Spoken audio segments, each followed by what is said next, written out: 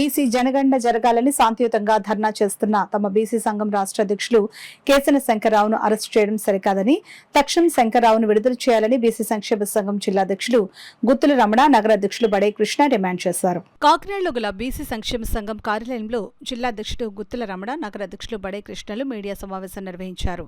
ఈ సందర్భంగా గుత్తుల రమణ, బడే కృష్ణలు బీసీ సంక్షేమ సంఘం రాష్ట్ర అధ్యక్షులు కేసన శంకర్రావు అక్రమ అరెస్టును తీవ్రంగా ఖండించారు. బేషరత్తుగా కేసన శంకర్రావును విడుదల చేయాలని నాయకులు డిమాండ్ చేశారు.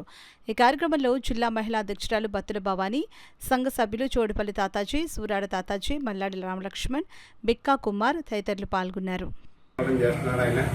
వచ్చే స్థానిక సంస్థల ఎన్నికల్లో కానీ, సహకార ఎన్నికల్లో కానీ, నామినేటెడ్ పదవుల్లో కానీ ఈ పర్సెంటేజ్ని బట్టే న్యాయం చేయాలి పార్టీలని కోరడానికే ఆయన చేసిన కార్యక్రమం. మరి నిరంకుశంగా నిర్దయగా ఆయన అరెస్ట్ చేయడం చాలా తీవ్రంగా ఖండిస్తాం. మేము కాకినాడ జిల్లా తరఫున మా బీసీ సంఘం సభ్యులు. మరి ప్రభుత్వాలు కూడా అధికారంలో లేనప్పుడు మీకు బీసీలకి గుణగానం జరిపిస్తాం, బీసీగాని జరిపిస్తాం అని చెప్పడం జరుగుతుంది. కానీ అధికారులు వచ్చిన తర్వాత ఆచరణలో పెంచడం లేదు. మరి ఈ ప్రభుత్వంలో మరి సీఎం గారైనా బీసీ పథకాల మీద దృష్టి పెట్టి న్యాయం చేస్తారని ఎన్నో వర్గాలకి న్యాయం చేస్తున్నారు సీఎం గారు, ముఖ్యమంత్రి చంద్రబాబు నాయుడు గారు. మరి బీసీ వర్గాలు కూడా ఆయన హయాంలో అన్ని జరిగి న్యాయం జరగాలని కోరుతున్నాం. జనాభా పరంగా చూసుకుంటే బీసీలు 40% దాకా బీసీలు ఉన్నారు. మరి అటువంటి బీసీలని ఈ రోజుల్లో అగ్రవర్ణ కుర్ణాలు అనేటువంటి 3%, 5% అగ్రవర్ణ కుర్ణాలు ఈ రోజు బీసీల మీద అధికారం చలాయిస్తున్నారు, ఆధిపత్యం చేస్తున్నారు.